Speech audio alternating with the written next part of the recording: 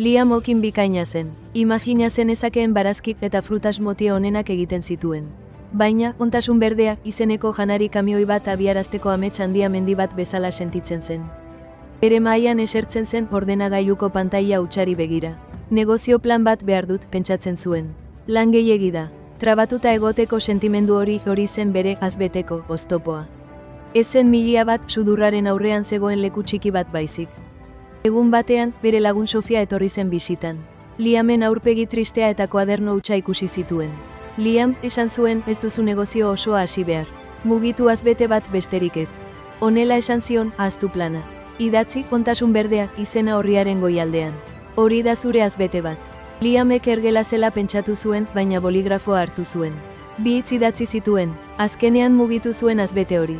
Hurrengo egunean, beste esaldi bat idatzi zuen bere barazki hamburguesa gogokoenari buruz, Sofiak irribarre egin zuen. Hurrengo egunean, bere kamioiaren zirriborro txiki bat marraztu zuen. Txikitasunean astea mendi handia desagertarazi zuen. Lana jada ez zen, ezinezkoa. Esaldi txiki bat besterik ez zen beste baten atzetik. Oztopoa hautsi zuen. Bere ikasgaia argia zen, helburu handienak aldi berean urrats txiki batekin lortzen dira. Ez itxaron egun perfektu baten zain, mugitu zure azbete bat oraintxe bertan. Azkenean asteko sekretua lehen urratsa hain txikia egitea da, zentzugabea iruditu arren. Zure oztopoa hausteko prest bazaude, arpidetu eta iruzkinetan idatzi, nire azbetea, behan, basku erepo, ri gaur zer hasiko zaren esateko.